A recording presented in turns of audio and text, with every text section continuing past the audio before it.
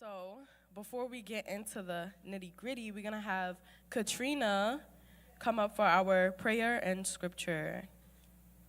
Clap it up for Katrina, y'all.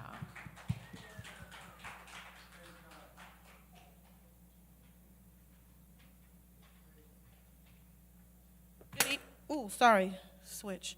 Good evening. You said it's okay. Tonight's scripture comes from Luke chapter 16, verse 10 through 15, the NIV version. Whoever can be trusted with very little can also be trusted with much, and whoever is dishonest with very little will also be dishonest with much. So if you have not been trustworthy in handling worldly wealth, who will trust you with true riches? And if you have not been trustworthy with someone else's property, who will give you property of your own? No one can serve two masters. Either you will hate the one and love the other, or you will be devoted to the one and despise the other. You cannot serve both God and money. The Pharisees who loved money heard all this and were sneering at Jesus. He said to them, "You are the ones who justify yourselves in the eyes of others, but God knows your hearts. What people value highly is detestable in God's sight." And may the Lord add a blessing to the reading and the hearing of his word. Let us pray. Dear Heavenly Father, we thank you for this day.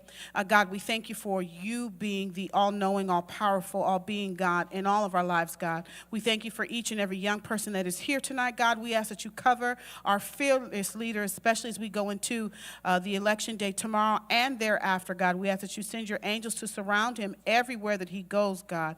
We ask that you touch the hands of every person that is here tonight, God. Let whatever they touch multiply and manifest into abundance in their lives, God. Please keep us safe as we go on this evening, God, and bless, give traveling mercies to those that are en route here. We ask these things in your Son, Jesus' name we pray. Amen. Thank you, Katrina. Now for our action alerts from our National Director, Dominique Sharpton. Thank you. Good evening.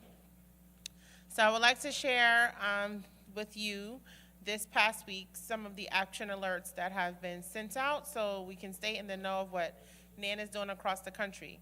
Reverend Sharpton urges black churches to help get out the vote. Many of you know tomorrow is Election Day, and hundreds of thousands of New Yorkers have already voted during early voting. For those of you who have not yet cast your vote, please plan to do so tomorrow, as tomorrow is Election Day. But during Reverend Sharpton's sermon at Philadelphia's historic Bright Hope Baptist Church, Reverend Sharpton urged congregants to show up in masses for Tuesday's midterm elections. You can be bipartisan, he said, but you can't be by interest. Reverend Sharpton told this congregation last Sunday, "We have interest and we must vote about it." Earlier in the week, Reverend Sharpton spoke to the Faith Leaders Breakfast in New York City. That Tuesday, November 8th, is Election Day. Your vote is your voice. Your vote is your power, so make it count. Make sure that you know the voting options in your district and in your area. Make your plan, and please vote by tomorrow evening. If you need help, there's a hotline that we encourage you to utilize, 866-OUR-VOTE, and that gives you assistance from a nonpartisan volunteer, but make sure that you get out and vote. Reverend Sharpton also inspires National Teachers of the Year. Reverend Sharpton delivered the keynote address on last Saturday to the National State Teachers of the Year who gathered at the Educational Testing Service in Princeton, New Jersey for their annual Impact and Influence Conference.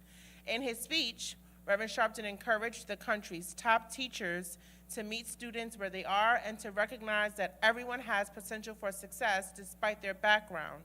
You're never too poor, too Latino, too gay, or too black to learn, Reverend Sharpton told the teachers. You can teach utopia, but your students will go back to their reality.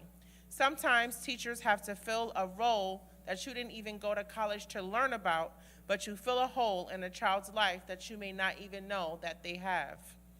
Also, Loudmouth, the life and activism of Reverend Sharpton are explored in a documentary that examines his decades of influence in New York City and beyond, and their Loudmouth is coming out in theaters all across the country on December the 9th.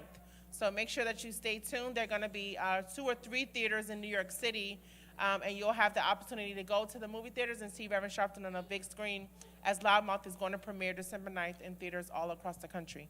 Thank you so much for your time. Oh, also, if you are a new member, if you've never been orientated, or if you've joined NAN within the past 3 months, NAN will be holding a new members orientation class on November 19th. That's not this Saturday, but next Saturday, right after the rally, right here at the House of Justice at 11 o'clock a.m. Thank you so much. Thank you, Dominique. Now I would like to invite up Alyssa for our Black History Fact of the Day. Clap it up for her, y'all.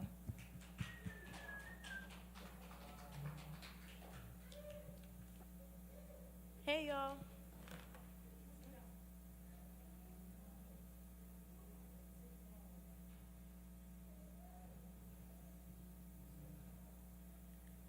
Shirley Chisholm becomes the first African American woman elected to Congress. On November 5th, 1968, Shirley Chisholm becomes the first African American woman elected to the United States Congress. Congresswoman Shirley Anita St. Hill Chisholm was a representative at New York's 12th Congressional District. She served 7 terms from 1968 to 1983. In Congress, Chisholm was one of the founding members of the Congressional Black Caucus in 1971. On July 13, 1972, Shirley Chisholm becomes the first African American presidential nominee and female Democratic presidential nominee in the Democratic National Convention. Chisholm receives 152 first ballot votes at the Miami Beach, Florida Convention. She receives her undergraduate degree from Brooklyn College and a master's degree in elementary education from Columbia University. She becomes her career prior to college as a teacher and continued her education career after leaving Congress at Mount Holyoke College. Chisholm was born on November 30th, 1924 in Brooklyn, New York, and died on January 1st, 2005. In Ormond Beach, Florida at age 80, Shirley Chisholm said of her legacy, "I want history to remember me not as the first black woman elected to Congress, not as the first black woman to have made a bid for the presidency of the United States, but as a black woman who lived in the 20th century and dared to be herself."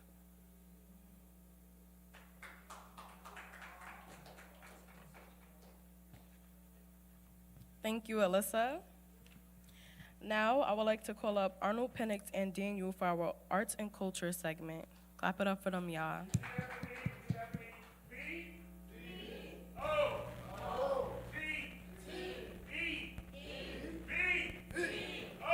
O T E V O T E V O T E V. Vote. Vote. Vote! Vote! Vote! Vote! Why should we vote? Because people need to be president or Congress. Okay, this is your future we're talking about. This is your future we're talking about. Why should you tell the adults to go out and vote tomorrow? Here's the mic. I'm giving you the mic. All right, who come on up? Why should people come and vote? Step on the soapbox. Why should they vote? This is your future we're talking about. Okay, V O T E. Vote. Vote. Vote. Why should we vote? We should vote because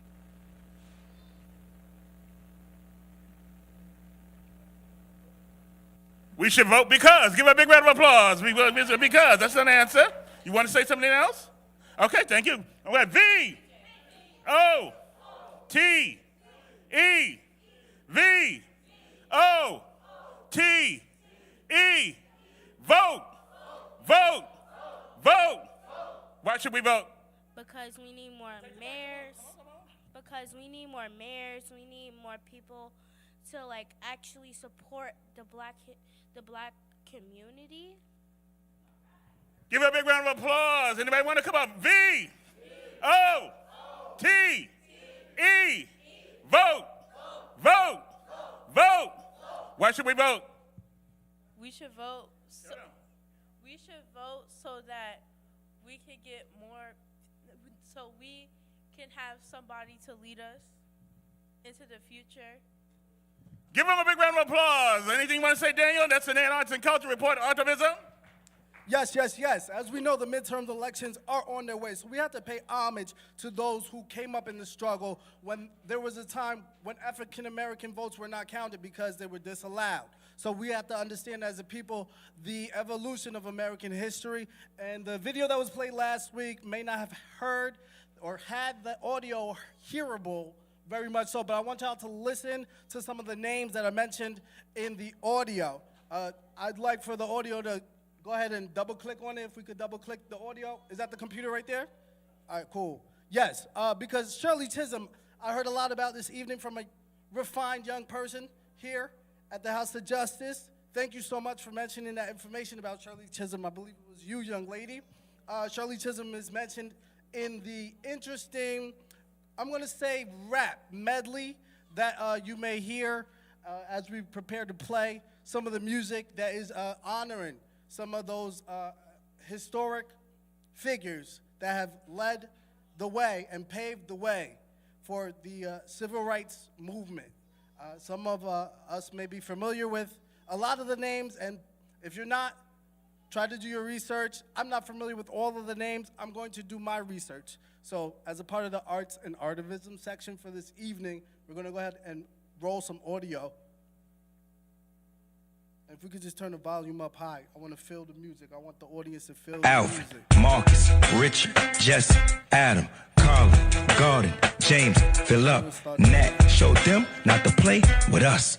Duke, Langston, Thurgood, Robert, Hank, Jesse, Jackie, Muhammad, Paul, Stokely, Mega, Webb. About 3 Benjamins, a good 2 Freds. Women like Harriet, Rosa, Ida, Shirley, Sojourner, Madam, Maya, Mary, Bessa, Ella, and Retta. Even baby Ruby was out here applying pressure. Gail, John, Booker, Sid, George, you nuts if you don't know who he is. Bayard, Charles, Roy, Carter, Cecil, just for drinking them white folks' water. All kings and queens, yes, for real. And to the ones that we lost, like Emmett Till, and all those is here, we gon' continue to hold it down.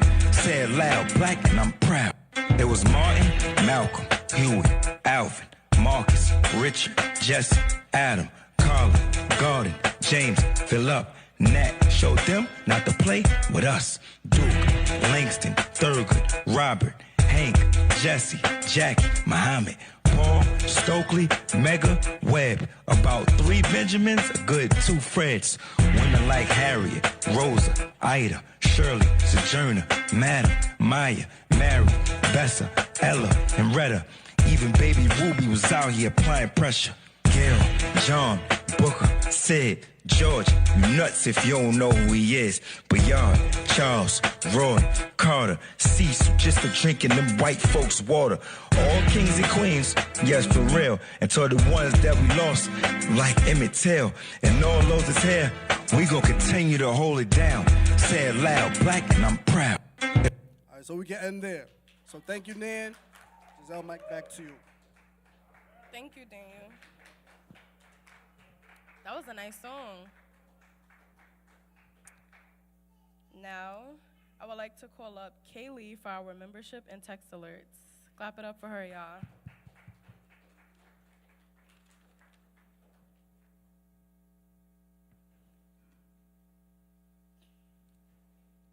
Is everybody an updated member for the year of 2022? Have you renewed your membership?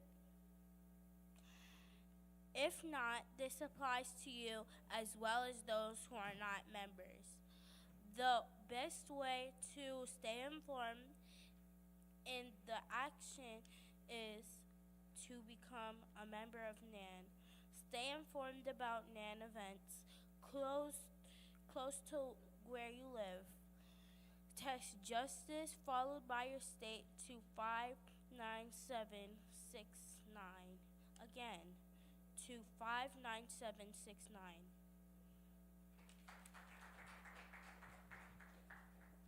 Okay, thank you, Kaylee. Next, I would like to call up Trey for an important presentation.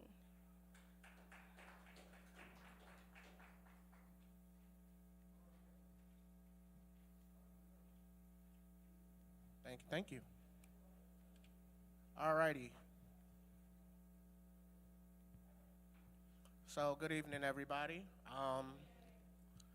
Thank you for being here again on Monday. So, apologies, we ran out of time for this presentation last week, Monday, but we're going to make this up, as quick as we can. So, what you see here is PowerPoint from where I work, the New York City Civic Engagement Commission's office. What does that look like and what do I do?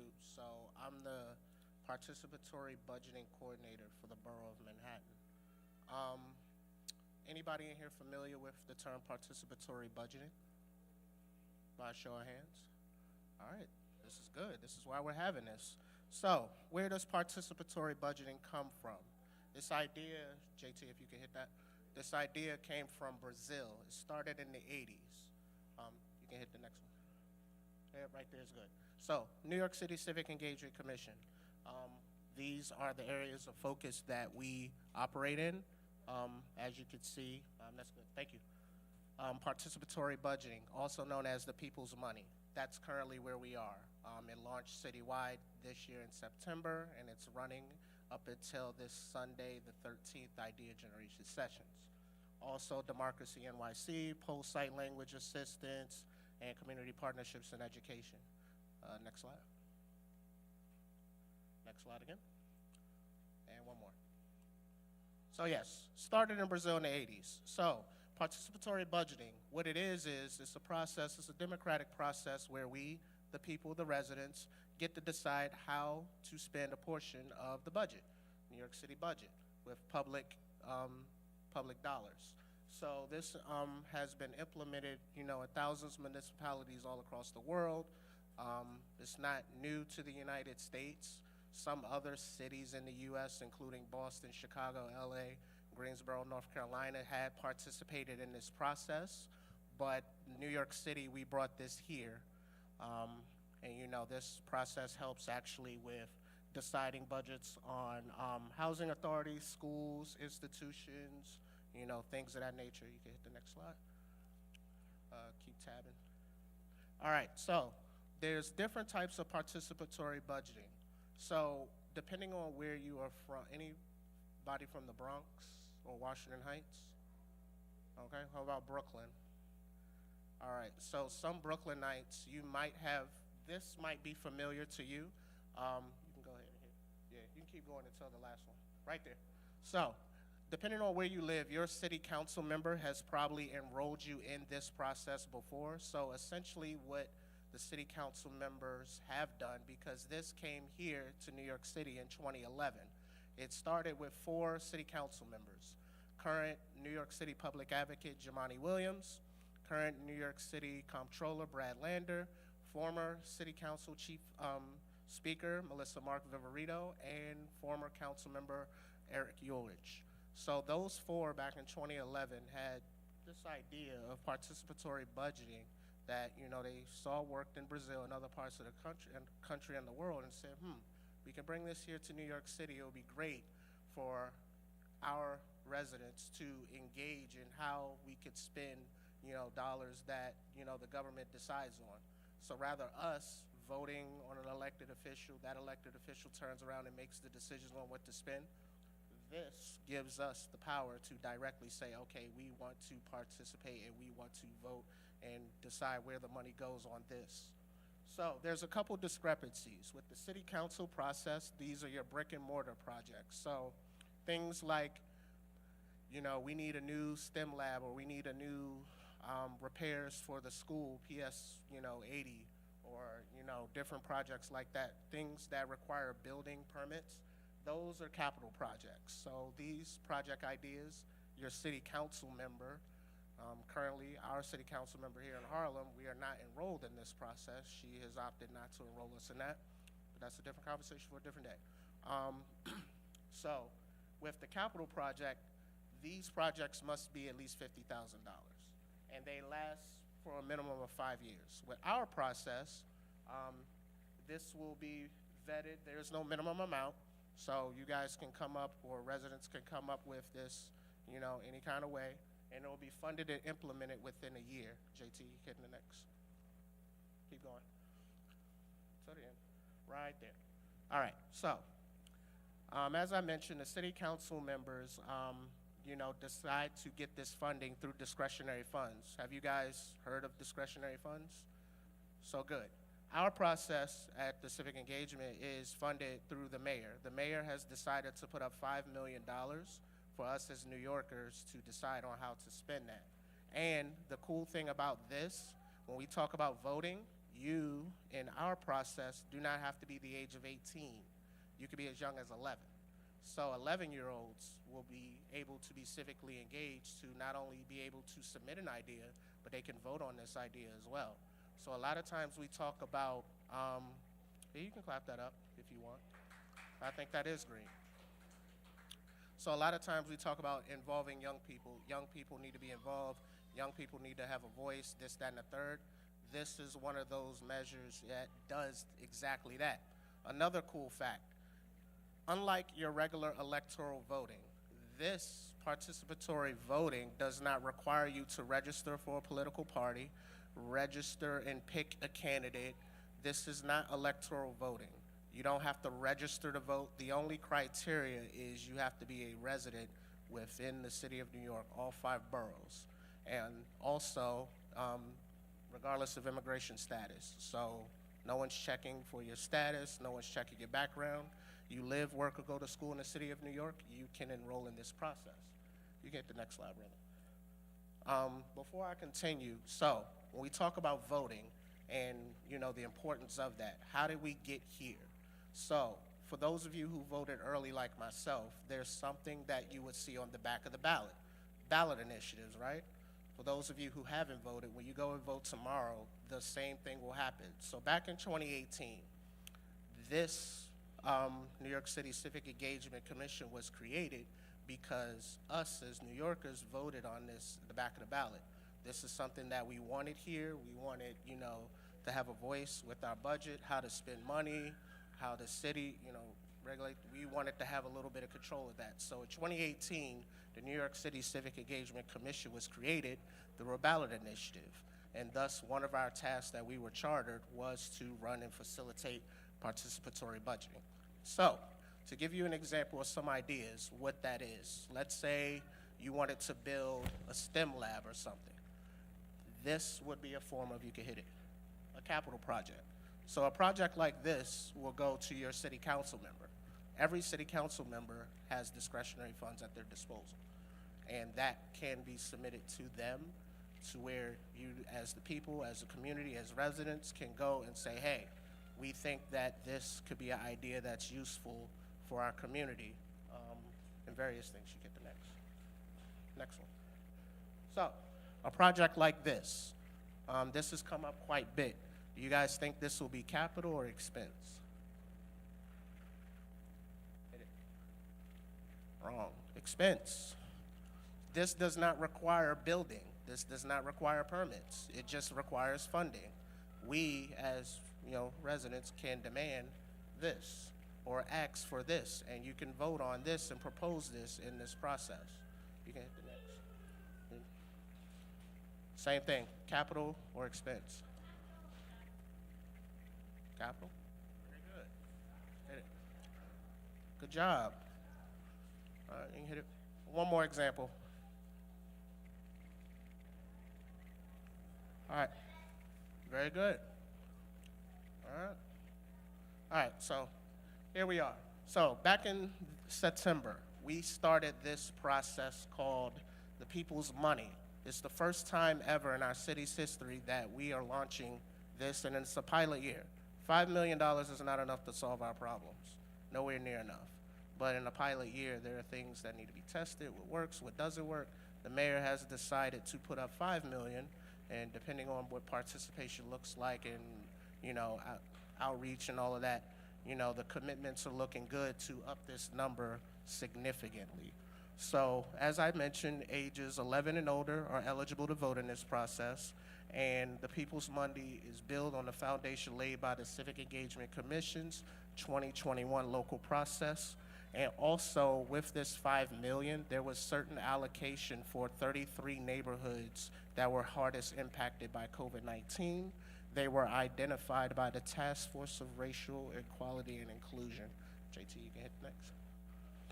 So, what is the goals of this? First goal, we want to address equity issues and how the city's local funds and projects spends public resources. Promote greater respect for lived experience residents within city government. Build civic leaders and aid grassroots organizing efforts in the city. Bridge gaps in knowledge about public spending. Increase civic engagement among underrepresented communities. Strengthen confidence and trust in our local government. All of those things we often talk about, particularly in our communities, right?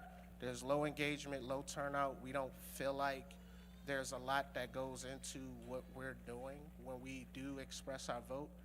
This is something that's probably as grassroots as it gets, because project ideas are going to be submitted and inputted by us. The people that is going to be deciding that is going to be made up by us. And when we go and vote, it's going to be totally on us. So none of this is involving elected officials or city workers. This is all us. You get the next, JT. Keep going. One more, right there. All right, so as I said, 5 million citywide. Of the 5 million, 3.3 million was allocated across the boroughs. These numbers are according to borough need, population, and the hardest impact areas by COVID. JT, you get the next. Right there. So perfect. An additional 1.6 million was dedicated to these 33 neighborhoods. Task Force Racial Inclusion and Equality. This was measured as a response to those impacted by COVID-19. Next year, Task Force Racial Inclusion and Equality is going to come up with a new metric because this changes year to year. But for fiscal year 21-22, this is what they use. We in Harlem are one of the 33. So what that means is when we submit project ideas and proposals and submit, not only do we here in Harlem, for example, have the opportunity to submit and propose and vote on the neighborhood level, we can also do it on a borough level. Any other neighborhoods in here? You can just throw one out. Where in Brooklyn? Give me a neighborhood. Crown Heights. Crown Heights is also one. Where at? Oh. Williamsburg is not. Nope. Brownsville, yes. East Flat, yes. All right, we ain't gonna do a Brooklyn roll call in here. Hit the next one. All right, so phase one, you can keep hitting it till 4. There we go. All right, so phase one, where we are. Right now, we are in phase one. It says November 9th. We've extended that to the 18th, where you could submit ideas. In the back, last week, I had passed these out. I gave them to Sister Word. She put them on the back. Thank you so much, Sister Word. So on here, it's a one-pager. It lays out the process, but we as millennials and Gen Z, we love QR codes. So if you scan this right here, it'll take you to the page where you can upload and submit your idea. That will be looked at and vetted to go into the process. So after phase one, what does that look like? We have all the ideas and all the project proposals and everything that us as New Yorkers have submitted. So now we need to assemble a committee. This committee that is going to be borough committee and neighborhood representing the 33 tree neighborhoods, is going to decide what projects will move on to the next phase that will be the voting phase. For those who want to serve on this committee, I can provide that application information as well. there will be a stipend to be on this committee. We're not doing vigorous background checks here. You live in New York, that qualifies. We're not, asking for your social security number, we ain't asking for all that. You live here, have an interest, that's good enough. So, once we get to voting phase, ages 11 and older can participate and vote. And the unique thing about this, our voting process, you do not just have to go to the polls. We're gonna make it accessible. You can vote online, you can vote by paper, or you can vote by mail, or by phone. So it's pretty unique and good that we get to have a different type of not electoral process, civic engagement process that allows for us to directly impact what our communities and neighborhoods is gonna look like. Hit one more. So, how do you submit a project idea? We've partnered with 82 organizations that is helping us do idea generation idea generations. I can also give you that information. That is also here with this QR code. You can scan it and see the events, and the events will tell you everything that's going on. You can also submit on participate.nyc.gov. I apologize.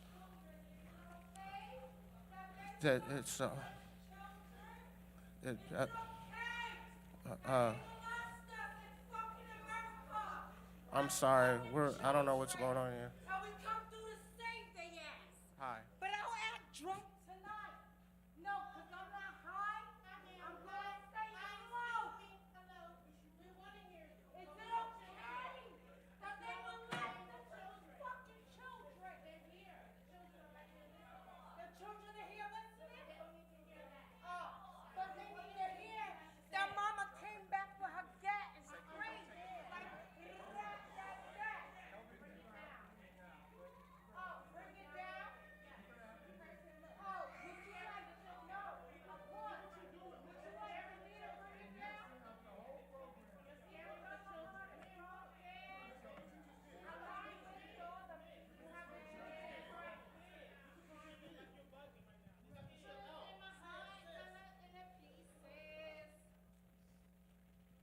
Thank you, Miss Kathy. Thank you.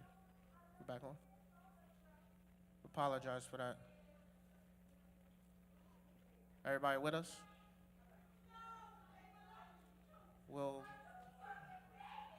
Can we, JT?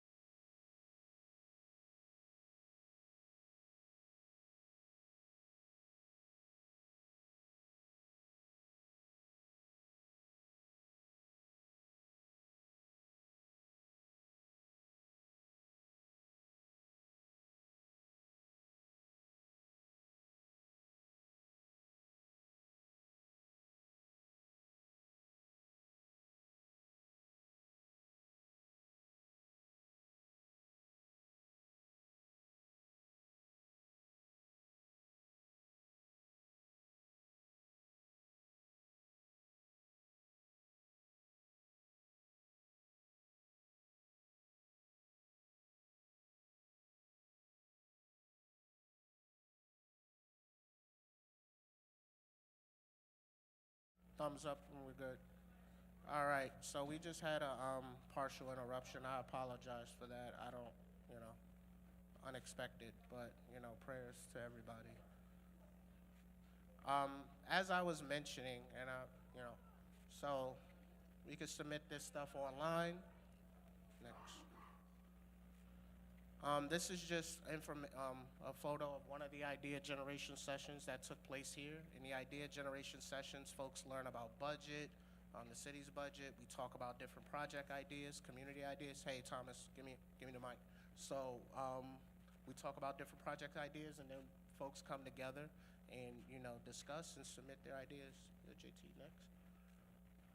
These are some of the, you know, examples. We have trivia cards that folks can engage in to learn more about the budget, fun facts, and at the same time, there's an educational component. And once again, the QR codes, you know, because folks have a lot of questions. So we try to put QR data on all of our digital stuff so that way folks can, you know, inquire about more information that we may not be able to address right there, or if they're curious.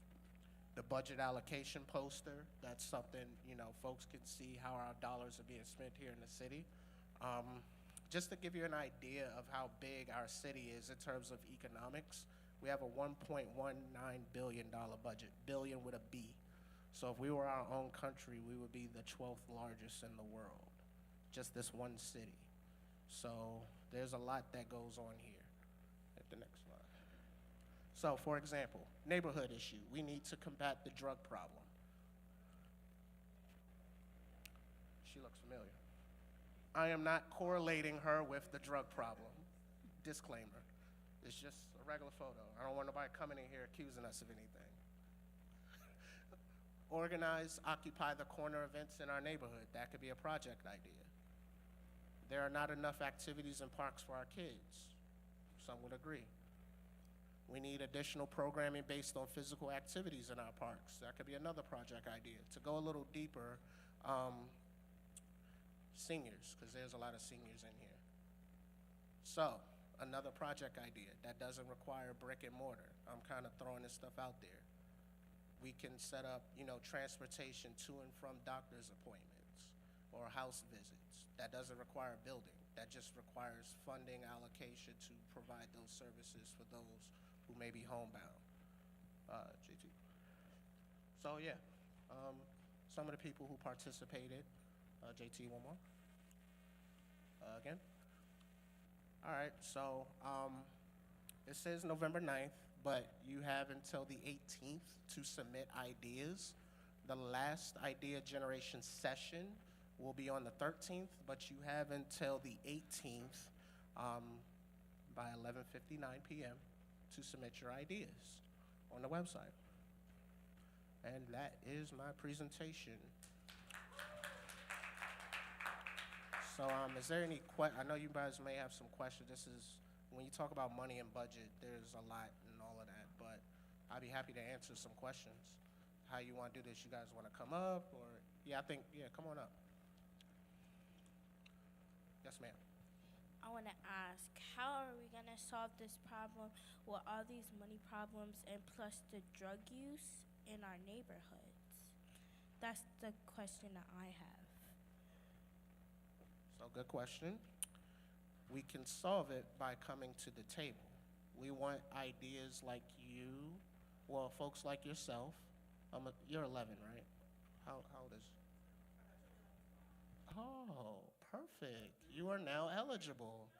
Oh, let's give a round of applause.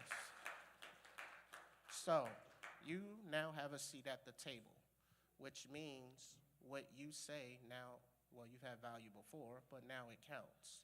So if you have an idea on how to solve those problems, you can submit that, or, you know, we could talk offline and I can kind of walk you through how to do that and put it together. Sounds good? All right. I want to see you before the 18th, okay? Next up. Rosie, you okay? All right. Nobody else is coming up here. I promise. So my question is, so we are not residents of New York anymore, but the business is registered in New York. Are they able to submit a proposal through a business? Yes. Wonderful. Wonderful. Yep. What borough? Oh, so yeah, you're good. Hi, this is a question that may be online, but I just want to know because I want to answer to the question, where do people who participate in Manhattan, where do they meet? Excellent question. So there's a couple of organizations that we've partnered with, and they have set up their little meet and greets and sessions. Harlem Mother Saved Jackie Rowe Adams. You guys might have heard of her or familiar. She's one. Apostle Only Love Austin. She's another on 140th Street. LSA in East Harlem. They are another one, 115th and First Avenue. And also Exodus. They are another organization that is doing sessions within the Harlem area. In Manhattan, I have 20. So what I will do is provide you guys with that information some point during the Did You Know. I can send that either through Ashley, and she can email the roster or however we communicate to make sure you guys have that before you leave tonight. Any other questions? I mean, I apologize for we had an unexpected, so it's a lot to digest. Yes, ma'am. Also, I have another question. How are we going to get this alcohol off the streets? Because it seems like it's a real problem for almost everybody, probably in the district. Well, I think we need to come up with a good project idea or put the money into the resources or rehab centers and services that's going to help curb problems like that. And not just problems like that, but take it a step further and deal with the socio-economic issue in our community, right? Because oftentimes, we're dealing with a lot here. We're trying to get out of debt. We're trying to raise families. We're trying to stay safe. We're trying to avoid other stuff. We have a lot to deal with. But multiple things can be, like, our leader always says, we can walk and chew gum at the same time. So we just need to be able to spend this money right and put it in the correct place. And I think this process allows us to do just that. Sorry, Rosie. Are the people going to use the money for bad or good? Because we haven't banned guns and drugs just yet. But before we do, are they still going to try to buy guns and drugs? Are they still going to try to do it? Are they still going to try to do bad things? Well, that will be up to the people. So as I mentioned, none of this is going to be involved with elected officials or city government. This is only going to be as strong as we input into this. So far for Manhattan, we've had some really good responses. And we've had some really good responses in this part of Harlem. I'm working with East Harlem to get some more ideas, but the more we put into this and pour into this, and also being a part of the committee that's going to make up what projects go in place, I think is going to lead us to the right step forward. Okay, so I'm gonna try to bring this all together. I know that was a distraction, but I also want us to know what we were looking at. That's what she was screaming about was pain, right? So related to what you brought up, Kaylee, was alcohol, right? Alcohol and drug abuse. That's usually related to pain, right? People want to escape, or people want to pad it so they don't no longer feel what's going on. I don't know if you heard what she was talking about. We know her from NAN. She was a member here for a while. So what NAN serves at, and I want you to understand exactly what y'all looking at, because this is a trauma center. NAN is a trauma center. We deal with crisis all the time, all types of crises. But people understand what this place is a house of justice. People come here when they're sick, when they're in pain, when they're traumatized. She's out of her mind right now. She's drunk. She had the liquor in her hand. I don't know if y'all saw it. It's a rock in her hand. And she smacked out of her mind, but she knew she could come here to express herself because she was looking for aid. This is not the first time that people come here on a Monday night or Saturday or any day to find aid, to find somebody to help them, to find somebody to listen to them. And that relates to the participatory budget because basically he showed us different assets and different liabilities or different ways in the community, different ideas are needed. An after-school program I saw was listed, a garden was listed. I know that FCBC has used money from the budget to start a mental health service center on 116th Street. I think that's something that needs to be replicated all over New York City. That young lady needs mental health services. Somebody, not saying that her mental is broken, but she needs somebody to help her. She can go into a center and say, I need help. Or she can go sleep it off in the back or somewhere. But wandering the streets is not gonna help her because she can get into more trouble, she can go hurt herself, she can go get in a fight. You don't know what can happen.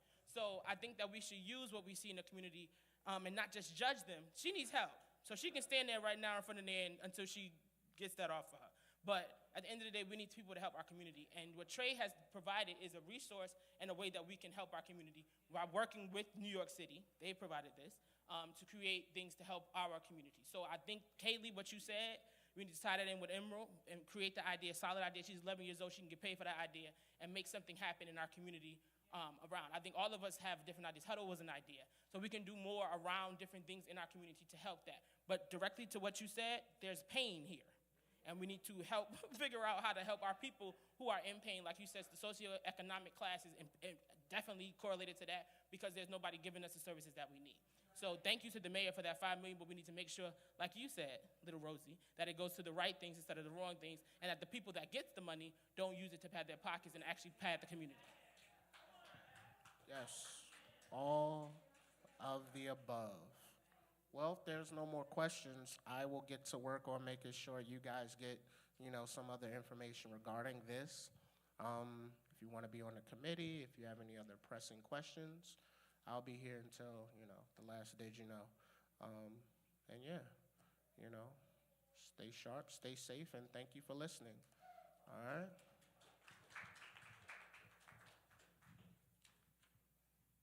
That was a good presentation.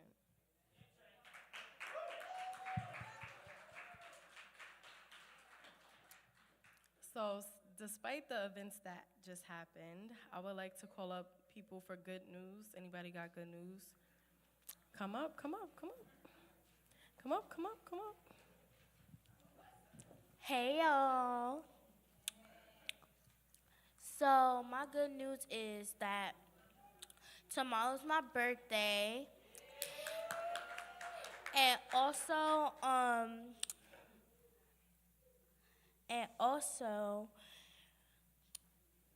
I don't know what else. Oh, yeah, and also,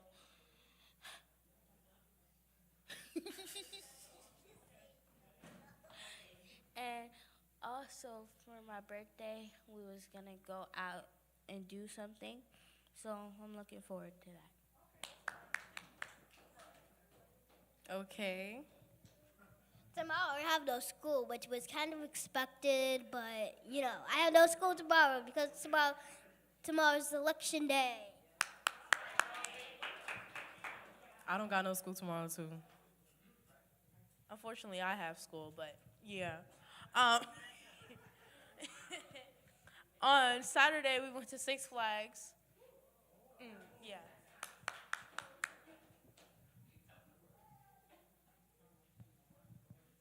She's dying to tell y'all that I was scared on the Ferris wheel, and she has a picture to prove it. So, we're all family here. She was coming here to announce it. She was laughing because I made her get on rides, and then I told them Skull Mountain wasn't scary, but it was really scary. And I made them get on. So, but they did very well at Six Flags. I just want to share that I am super proud of Kaylee. As we know, this is family, you guys.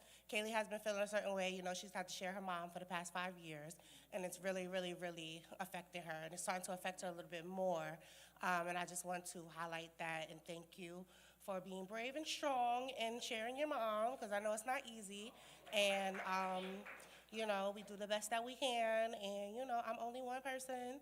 I'm working on it, and, with the help of everybody, you will begin to feel more loved and more support and stuff, I'm only one person, but I'm going to do the best that I can. But I just want to make sure I highlight you and let you know you're a rock star. I love you, and thank you for being Kaylee.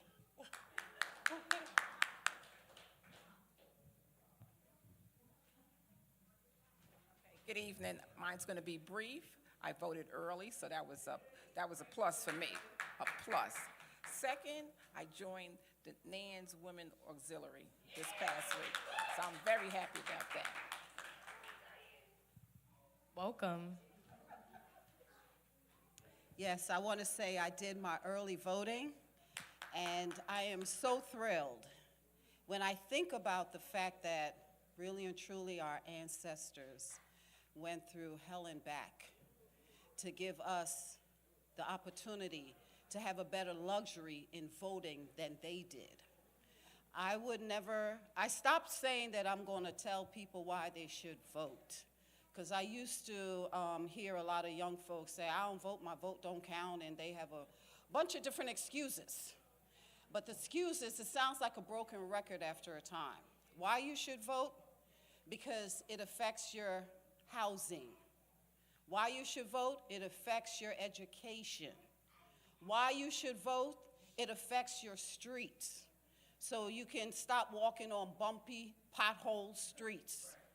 Why should you vote? It affects your medical. So you won't have doctors in the medical profession, not all, but a good portion of them mistreating young women, especially our black women, so ill when they're carrying children. Yeah, they're the same ones talk about law and order and you want to gut women's rights, but when they're pregnant, you treat them like crap. And when the child comes, you treat them even triple crap. So why should we vote? Our life depends on it. It's our lifeline. So we cannot keep using the excuse, because I used to live in D.C. where I used to have to go canvass for signatures. That means introducing a politician to the community. And I was on a board that elected the first time in history the Attorney General. And he's still the Attorney General, Carl Racine. I was there when we went and got him on the ballot, and then we had to go back and get him to be voted in as well, and successful it was. But I say that to say we take it so lightly that we vote, and we don't realize the power and the significance of our vote. Please, go out, do the right thing. This is your lifeline. It's not a joke. It's not because a politician talking yippee-gabby or whatever. This is your living. So please, get up and do the right thing tomorrow for your sake. I forgot to add one more thing. In school, I've joined girls basketball. So I'm about to be the next girl version of LeBron.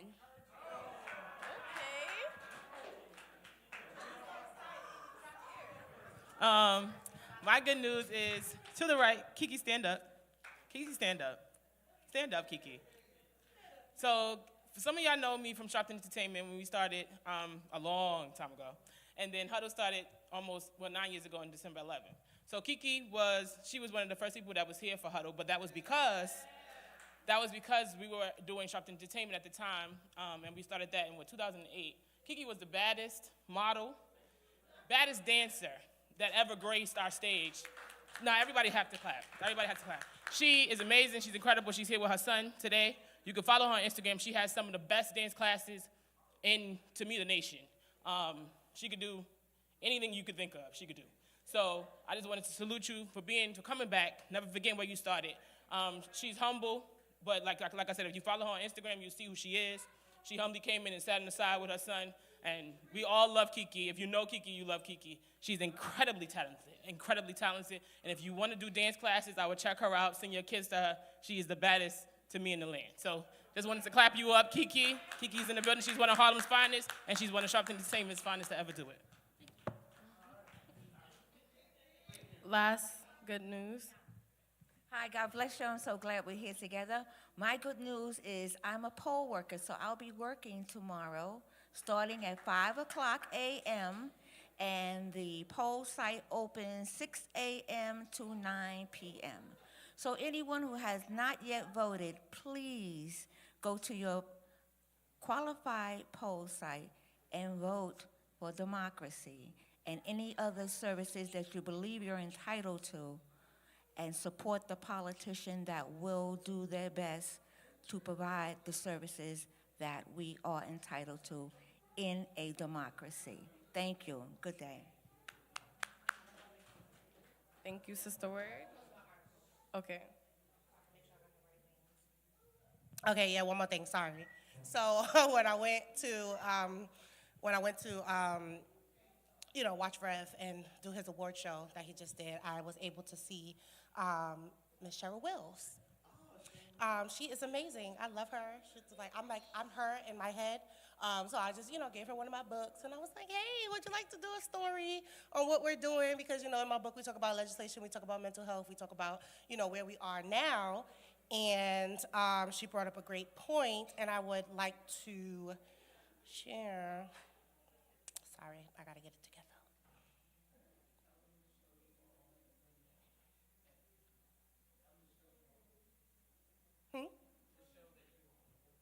Oh, it's In Focus with Cheryl Wills, New York One. It premiered on Sunday. So it comes on Sundays. I'm not sure what time it comes on because I missed it. Sorry, I was asleep. 10:30. It comes on 10:30 a.m. on Sundays. It's posted now.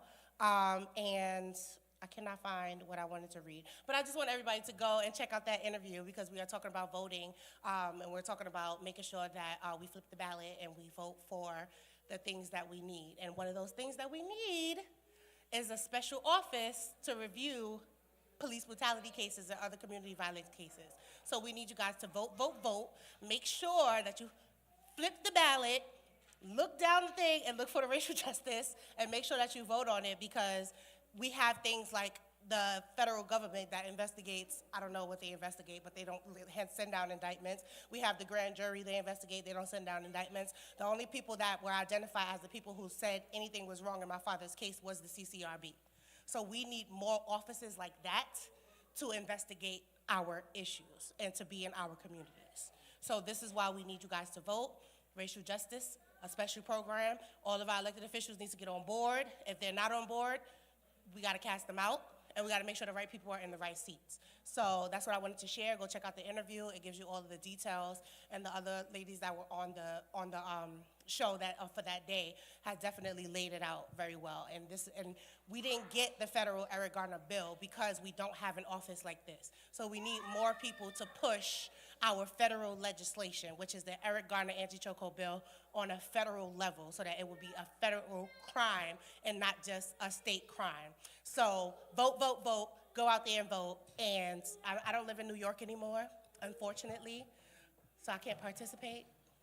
But I'm moving back to New York because this is crazy. I'm moving back to New York because this is crazy. But yes, I hope everybody goes out and vote, and thank you. Thank you. So now, since that was our last one, we're going to get into the Did You Know segments. I'm going first. My Did You Know is about Jamel Hill on Takeoff. I'm speaking out against gun violence. Hip-hop should too. Jamel Hill says she's had enough with rappers dying from gun violence and wants to see folks come together to talk about how to stop it once and for all. We got Jamel at LAX Wednesday and asked her for solutions following Takeoff's death in Houston. She's calling on artists, record labels, and politicians to start tough conversations on gun violence. While Jamel senses some of these talks may be going on behind closed doors, she highlights why it's important to discuss issues and solutions surrounding gun violence in a public forum. As we reported, Takeoff was shot and killed this week while visiting Houston. The coroner's report says bullets struck the Migos rapper in the head and torso. Jamel also has strong thoughts on the practice of rappers checking in with certain people wherever they are traveling, comparing it to some slave-ish. She says Black people should never have to feel unsafe going into another area. For Jamel, she wants industry leaders to say enough is enough after the shooting deaths of Takeoff and PNB Rock, lamenting the fact nothing's really changed since Notorious B.I.G. and Tupac Shakur were gunned down back in the day. While Jamel says there's certain things within her own community that needs to be addressed in terms of gun violence, she tells us why the solution can't be to stop going out and wearing bling. That's my Did You Know. It was pretty short, simple, brief. I have questions. I have a question. do you think that, like, do you think that, I can't put it, I don't know how to put it, but like, do you think that if Takeoff security was there, like, this could have been prevented? Like, because you know, rappers go to another state, and if they have beef in another state, if they don't have no protection, usually something happens. So, you can come up.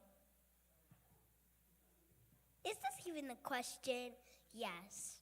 Security. The security we have now is like in La La Land all the time. We need new security members. Or those little security things at the airport. We need those too. Not at the airport, but everywhere. We're watching you. I agree with Rosie. We should have like security scanners, everything with these rappers these days. Because, have y'all ever heard of Pop Smoke? He got shot, and his security weren't even there, and I think that if that never happened, then we would have him today. And also, with all these other rappers that are dying, we're suffering because of our favorite rappers, our favorite singers. We should have like more security, more plastic, metal, whatever, glass detectors, just to make sure that nobody has like anything in their pockets. They could be anywhere. So, yeah, I think that we should literally have security everywhere with these rappers. Mo? So I'm gonna try to cram this. Point one, to answer your question, yeah. Every rapper should have security, but real security. Not your homeboys that you grew up with that got the gun with them. Real licensed security. What happened to Takeoff could have been prevented. I heard you read an article talk about checking in. So for those who don't know what checking in is, it's basically rappers, when they come to a city that they're not from, they call into some gang, some OG, just to let them know, yo, I'm in town. They come, travel with them to clubs and stuff like that. And basically, it's kind of like Nipsey Hussle used to say, it's kind of like a polite extortion. Every rapper does it. Like, it's the way of the streets. It shouldn't be like that. Like the article said, you should be able to go anywhere you want and not have to check in. And there are some rappers who don't check in, but those are the rappers who don't rap that type of lifestyle. J. Cole don't check in. Kendrick not checking in. Most Def, Talib, Kweli, Common, those type of artists don't check in. Your Lil Durks, your Migos, rest in peace, your King Vons, your Pop Smokes. These guys have a background of being in the streets and being known gang affiliates. So they're already trying to test to see if the rapper is really what they're about. So when you land in town, you have to be on call to somebody. And the crazy thing about it is no matter who you check in with, everybody doesn't respect that person anyway, so they can't even guarantee your safety. So it's pointless to even be checking in because there's not one person in any city, a tough guy, gangster or not, there's no gangster in the streets that's loved by everybody. So it's already a risk. With Takeoff and Quavo, they went and checked in with somebody who's known in that city, who's like the godfather of that city. They went to a bowling alley, and they were protected by street dudes. There was no licensed real security. These are the Migos. These guys are multi-platinum artists. They're looked at as hip-hop's Black Beatles, in a sense. And Quavo is the uncle of Takeoff. So to see your nephew laying there dead like that, and for the bullet to come from the people that allegedly are the people that's supposed to be protecting you. It started with a dice game. It was rolling dice in a bowling alley amongst each other. Everybody knows each other. They was with each other. The argument happened with friendlies, friendly fire. Takeoff is gone, it's over. And there's no telling what happened between him and Offset. Hopefully Offset, behind the scenes, they were still talking, but from the public eye, they had a falling out. It was just Quavo and Takeoff as a group. Offset, they must have had a falling out about something, so now he has to feel that way about his family member. Now, when it comes to the rappers, there's a record label right now called Empire. Empire is the record label that was started by a Middle Eastern man. And the reason why I'm mentioning Empire is because the last 8 artists that were killed were signed to Empire. They're saying right now that record labels are secretly taking out life insurance policies on rappers because of the probability if they're a drill rapper or if they're a rapper that when they get signed, they already are still in the streets. When they sign these artists, they still have half their body in the streets, still active gang members, still doing drills. You don't know what these artists are doing. So they see it as, well, if they die, take out a life insurance policy, release the rest of their music. We all know what happens when a rapper dies and they start charting, they start selling like crazy. You know what I'm saying? So as far as checking in, that's like it's a pointless thing. I hate it. I hate hearing about it, even as a person who raps and who knows the industry. And for it to happen to somebody that, like the Migos, they're not those kind of rappers. Takeoff, I did security for Takeoff back in 2018 for 2 days straight. The most calm, humble kid. Like, I've never seen a rapper that humble and that poised. And it happened to the one, and they used to tease him about him getting left off Bad and Bougie, and he's being the third member and not as popular as the other ones, not knowing that he wrote all their music. He's the reason that they made it. So when it comes, I just want you guys to be aware of what's going on. I don't want to go into detail in it. I don't want to be here all night, but the checking in is pointless. And yes, they need security, but real security. The biggest artist, that would have never happened to. That would have never happened to Jay-Z. That would have never happened to Puff.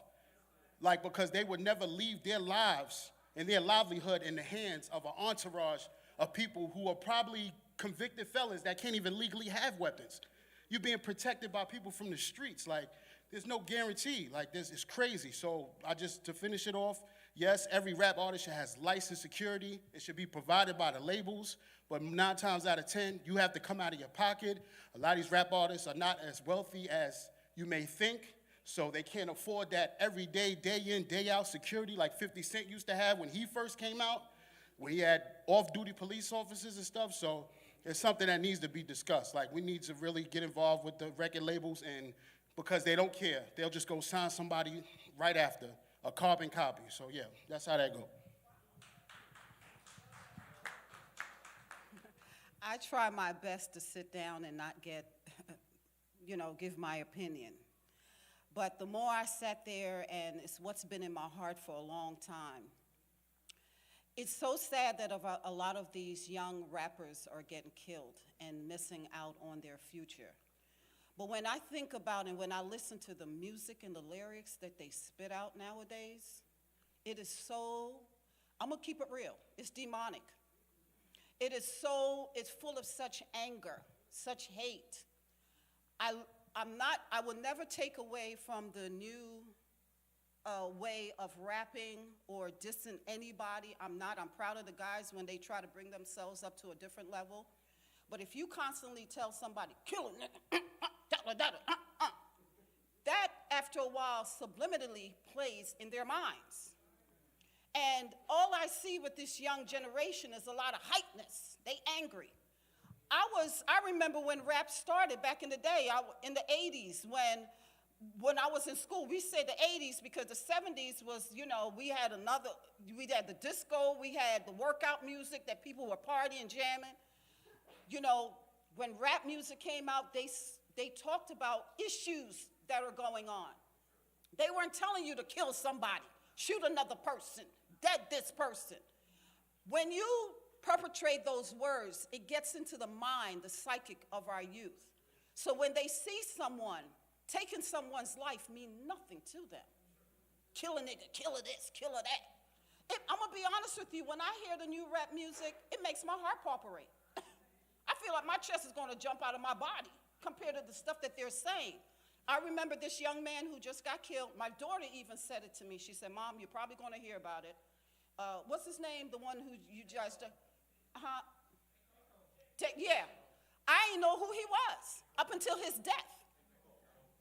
Take off, take a walk, come again, whatever. I never really heard of them. But it's the fact of the matter that we got to hear more about him in his death than his living. You know, I'm just saying, rappers, you need to be more conscious of the lyrics you're spitting out. You need to start talking about things that matters. We can't just walk around with Black Lives Matter sign and it doesn't really matter when you're ready to kill your brother right next to you. And if they were shooting dice, I don't understand. When a man gets dressed, you put on your undergarments, you put on your clothes, you put on your jacket, you put on your shoes, you dress. Why do you feel that you got to carry a weapon with you? Because to me, that gives somebody power. Power to think that if you even brush against me, because my clothes are so bad, I'm so sharp, I'm so cool, you touch me, I'm going to dun you. What does that mean? How many people want to cry to take back your children being dead senselessly? How many more tears do we need to shed? How many more dead bodies are we going to talk about or celebrate or whatever? I'm just saying, rappers, start changing your lyrics. Start on the things you're saying that makes a difference. Even talk about our history, because we got a vast history out there need to rap about. We're not just some niggas. We're not just some gangbang. We're not just what you think white people want to have us to be. At least I know I'm not. I carry myself with dignity. So I'm just saying, please, sing better words. Thank you so much for sharing. I actually did want to say something about that. So we hear this a lot, but let's have some honesty here.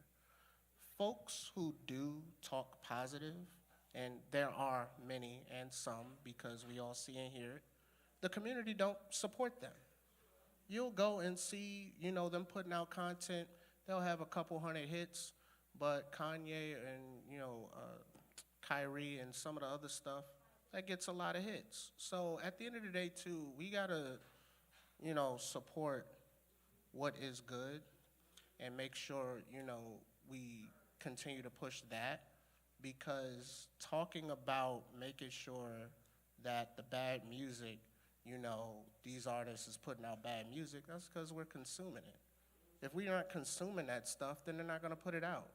I mean, it's that simple, at least in my eyes, unless, we here feel different. So I think it's a combination of things. We need to support good things that is going to benefit the community and continue to put into that. That's all.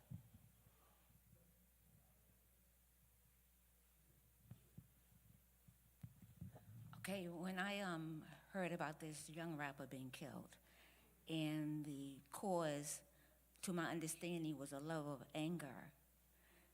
Generally speaking, a lot of people do not understand the source of anger. And the source of anger, I'm a reverend, and I really have studied this as deeply as I can possibly study it. Anger, and there's two types of anger.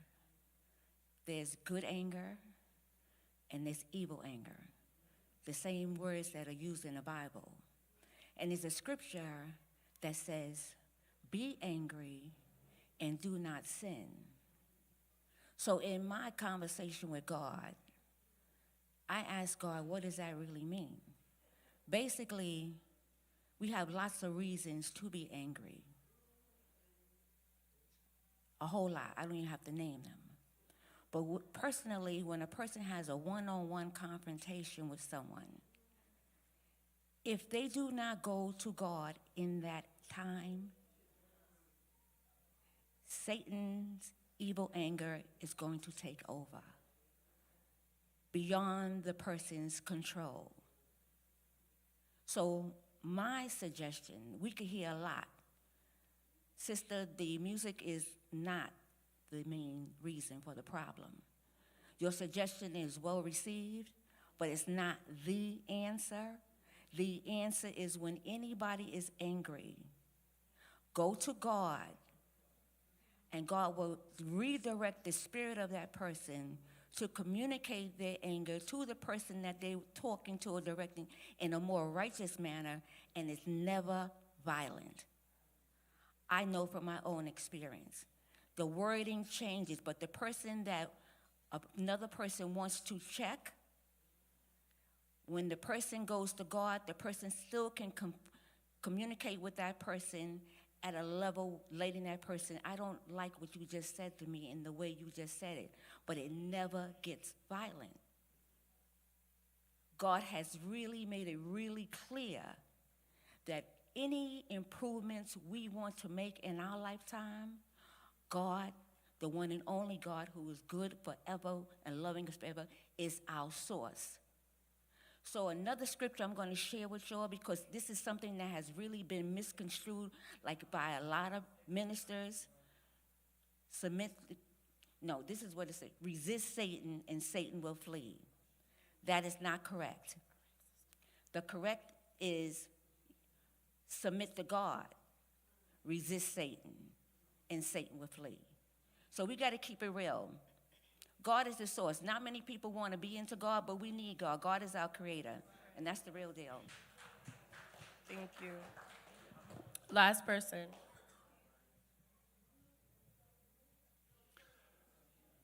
So, what I've been hearing underneath everything about this issue is a lack of self-esteem. People not really believing in themselves. They can't look somebody in the eye that's going to give them a hard time. They got to either talk, finesse, run away, or whatever. I grew up in the South Bronx. There were 7 street gangs. I remember running into one of the guys that was the leader of the Black Spades.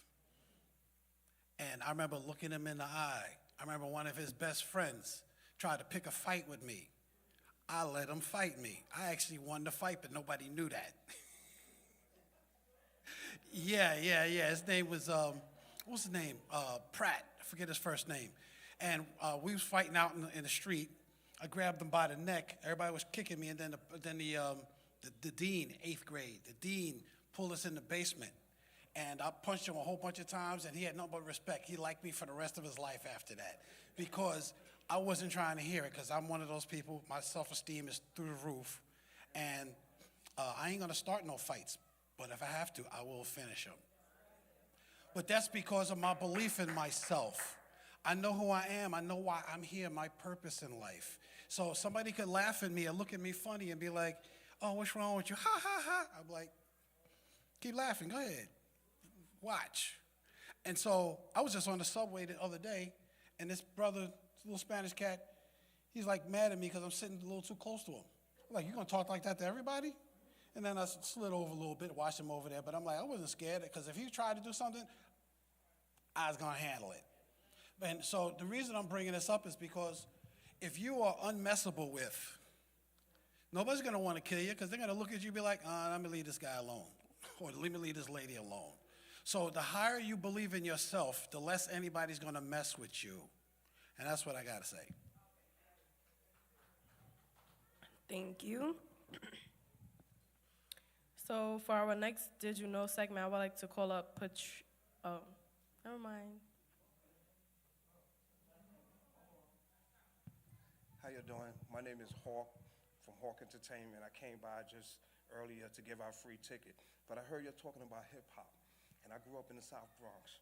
You gotta remember, and I represent a lot of hip hop people. You can't blame hip hop for really what's going on right now. Please don't blame hip hop, because you grew up. Hip hop is all about love and everything. You'll know that. We already know that. I don't have to go into that. Okay? What people are doing now is, remember, self-destruction, black on black crime. We gotta stop that, y'all.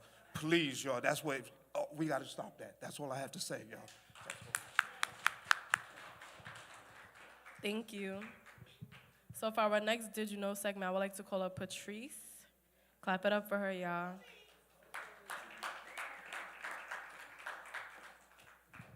Good evening, Huddle family. So, how many of you have heard the name Bernard Placid? Bernard Placid?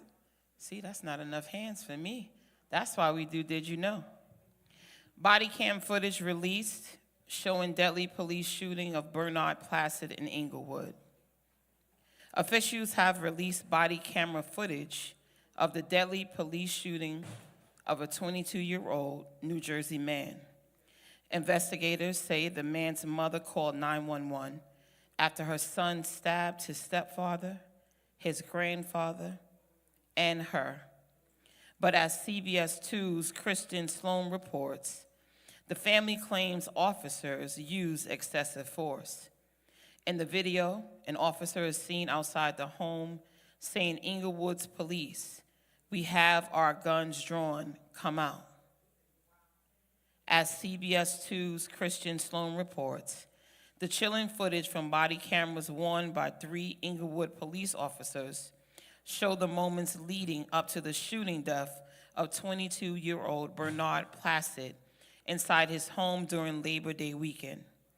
In the video released by the Attorney General's office in New Jersey, the officers can be seen going into the family home where Placid's stepfather is on the bedroom floor with a stab wound. "Where were you stabbed?" asked one of the officers. "In your stomach," said an officer. Then the officers go upstairs and into Placid's bedroom, where investigators say Officer Bryan deployed his taser, and Officer Sharp shot and killed Placid. He was actually tased probably twice, so he goes into paralysis, said Eric Kleiner, the family's attorney. Leaner said who was actually in Placid's hand, what was actually in his hand was a knife handle after a struggle with his mother, who called 911. She actually, in the struggle, broke the knife. The blade fell to the floor, so he was just holding what was left of the knife. The video does show officers trying to save Placid, who was a football player at a Dwight Inglewood High School, where he graduated 4 years ago. He was a very giving person. Obviously, something went wrong that day. And after it all happened, he retreated into the bedroom, locked himself in there, and said he wanted to be alone and not disturbed. The Attorney General's office says the officer who fired her weapon was treated for a wound to her hand, and that they did find a knife at the scene. The investigation is ongoing. So what does this mean, right? Here we are, another call that a family made because a family member with a mental health issue was having another breakdown. And yet, as they say they did tase him, they also shot and killed him. My question is, are we doing enough to help the mentally ill when we use emergency services to come and get them? Are we doing enough to help the mentally ill when we call emergency services to come and get them? And the responses will be quick and to the point. Thank you. I don't think that we're even doing enough, because there's people with mental issues on the streets, and then they're gonna go and cause more problems in families, in homes, even in your own neighborhood. So I think that we're not doing enough and that we should do more. Well, obviously we're not doing enough, and probably not doing anything, because if a 22 man's trying to stab and kill his own family, like, we're not even doing anything to help these people. We're not doing enough. Because if he's trying to kill everyone, starting with his family, we're not doing anything. We're not doing enough. Help these people. Help them. Thank you, Rosie. From the mouth of babes. Yeah, I don't really know what emergency services are, so I think a fuller explanation. And what telephone number is that? No, they call 911. All right, so that's the mistake too. Isn't there a new number? What's the new number? I believe it's 988, I believe. Yeah. That has to be publicized more, because when they call 911, that's the police officers. So emergency services, mental health people, the same way these politicians be mailing out these cards wanting the people's votes. Start mailing out this information widespread about what the new protocol is for people who need mental health services. Really flood the community with written information that clearly will direct them to the proper number to call, not 911, and what to expect when the people from mental health emergency services show up. That the information is what's required. The education is required. Thank you. Thank you so much. And just a reminder as we wrap up this Did You Know, tomorrow we are going to the polls. We pray that everybody's registered. Hopefully you're not in National Action Network, you're not a registered voter. People die for the right. Make sure you knock on your neighbor's door, invite them to vote, but also, we all have smartphones, right? We all have Google, right? Google your candidate that you're about to vote for tomorrow. See what's their stance on criminal justice, on gun control, on elderly, on youth. See what their stances are on that before you write their name in tomorrow. If you see there's nobody qualified, write in Donald Duck, but make sure you exercise your right to vote. And again, thank you, and that's my Did You Know for today. Thank you, Trees. Just to wrap it up real quick tonight, I wanna, Mari walked in the building. Mari Moss, please stand and come to the front. Queen. So you know NAN doesn't make endorsements, of course, but it's open floor on Monday nights, and she came. So I just want you to introduce yourself to those gathered here in the audience in person and us watching online. Introduce yourself, tell them who you are, what you're doing, and before you tell them what you're doing, explain why it's important for everyone in the room who's able to vote in the midterm elections. Let's clap it up for Ms. Mari Moss. Amen, sis. And Queen, first of all, I want to say thank you to the NAN community. I want to give love to Goldie, to Mama Sharpton in the back, to Ashley, Queen Ashley, and Queen Dominique, and little Marcus, who is our future leader. You already know because it's in his DNA. But it's in all of your DNA that we are future leaders of the community. When I was about 23 years old, I was inspired to start a youth organization and television show because I had lost over 10 friends to violence from the time I was 14 to 23. And I said, when I looked around, I was like, there has to be something that can be done about what's going on in the community. So I started a youth organization called Present Your Talents for Peace. And what I wanted to do was encourage young people to use their talents and abilities in positive ways. And that's just like what you're doing here at the NAN Youth Huddle. And that's exactly what y'all do you guys do this consistently. You guys are the future leaders and the current leaders of the community. So what you all are doing is being a positive example and to your generation. And I wanted to say that it's very important to vote. Like, make sure that you actually do your due diligence and vote. And if you can't vote, do your due diligence anyway and get in the habit of practicing to vote. Because there are so many people who passed away. There are so many people who died so that we could have the right. There are so many people who fought so that we could have the right. There are so many people who, struggled so that we could have the right to vote. And that's why it's very important to vote. I've been serving the community of Harlem for many years. I have sown seeds and many tears. I have done a lot of work on the community board, developing economic development plans that can prosper our current people, the businesses in the community, the people who need jobs in the community, because we still have a 22% poverty rate and a 29% unemployment rate, and that's even before the pandemic. The pandemic only exacerbated the issues that were already existing in our community. So on the community board, which is the front lines of all city government, the community board meetings for this district are right on, it's Manhattan Community Board 10. And Community Board 10, you can go on Facebook Live, like you guys have the live stream here. You can go on Facebook Live and watch the community board meetings, and you can really, really get involved in what's happening locally in your community. And you all are already starting right now. So you might as well keep on going and watch the community board meetings. But we make a lot of decisions on your lives, on the community board. Elected officials make a lot of decisions on our lives. And we need to see differences in our community. We see a lot of businesses that are leaving our community. We see people getting pushed out of their homes. We got to change that. And you guys are the impactful community here because you are in the House of Justice and you're under the leadership of even the Reverend Al Sharpton, who is he stands up for all of the issues that are happening of injustice. He stands up for justice, and that's what he stands for.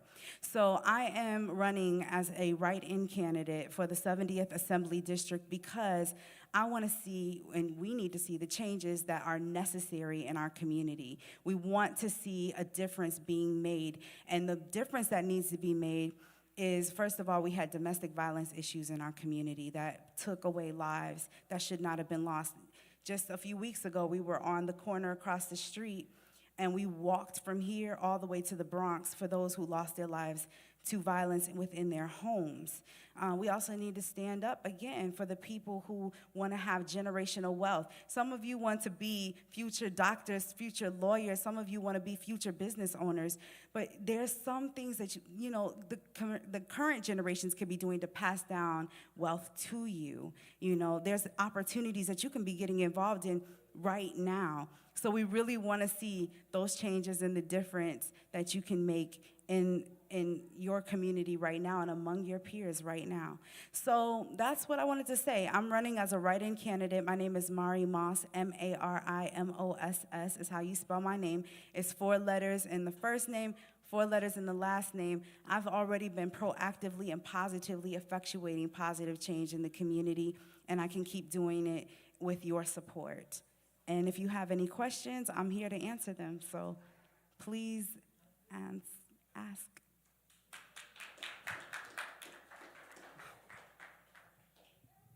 Thank you. So before we close this out, we close out Huddle with a prayer from Sister Word. I would like to state that Queen Mother Margaret Lamb, 99 years old, passed away today. She was in the room when Malcolm X was killed, and she's been a member of NAN for years, so just keep her in your prayers. Also, our remembrance for Barbara Johnson, Big Al, and Dr. Calvin Butts. So make sure you keep them in your prayers, and we're all praying for their families.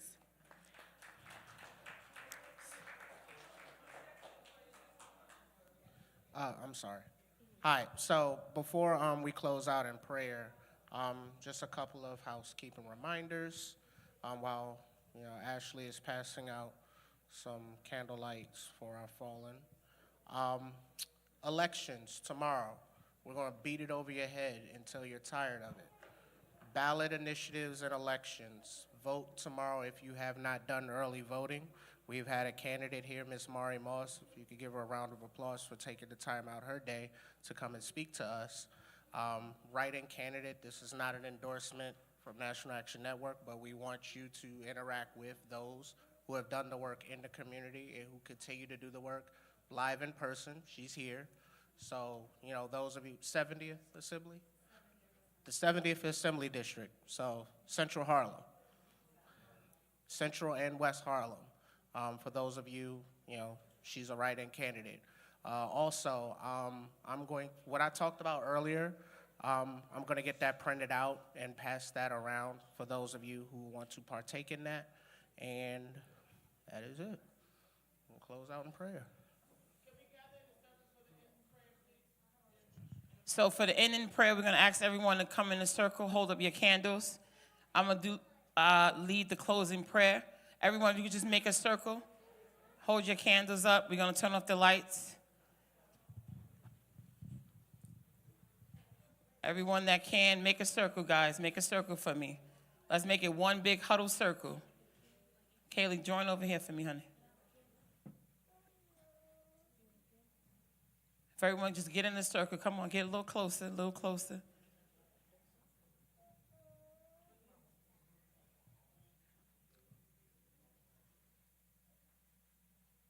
So as we go into prayer, we're praying for the family of Mother Lamb. We're praying for the family of Dr. Butts. We're praying for the family of Barbara Johnson. And we're praying for the family of Al Gentry. Let us pray. Dear God, it is your children who is coming to you again on this evening. First, God, before we ask you for anything, we want to tell you thank you for your grace and thank you for your mercy. God, we stand on the shoulders of all of those who are fallen. Mother Lamb, Dr. Calvin Butts, Al Gentry, Barbara Johnson. God, we ask you that their spirit continue to help us become better people. Help this community to still stand up. They were here every Saturday, every Monday, holidays, sharing love and spreading joy. Mother Lamb made it to 99, God. God, we ask you that we never take a moment lightly when we see someone to tell them that God loves you and so do I. Never take a moment lightly, God, to call out the name of Reverend Dr. Al Sharpton and his family. Never forget the children that come in here each and every Monday, each and every Saturday. God, continue to watch over them in school, God. For we know that you are able to do the impossible. God, even right now, someone in this circle is standing in need. Only you know what it is, but we know that your power, we know that your blood works. We know that there's power when we call on your name. So God, as we stand here and every candle is lit, continue to help us to be the beacon of light in this world. From 145th Street throughout this nation. God, for we are the National Action Network. Help every light that's lit tonight continue to shine on the lives that we have lost, but help us to know that there is joy, that every day that we walk in a house of justice, that we make someone's life brighter. We make someone's tears dry up. God, we know that you are able. Continue to watch over us. We don't take this life for granted. For we know that if we continue to put our hand in your hand, we will be all right. So we ask this prayer in your matchless name, and all of your children said, amen.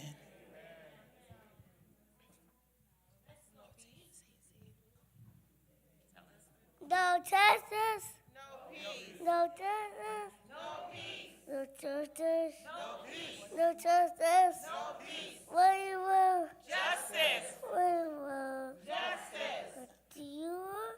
Justice. When do you want it? Now. When do you want it? Now. When you want it?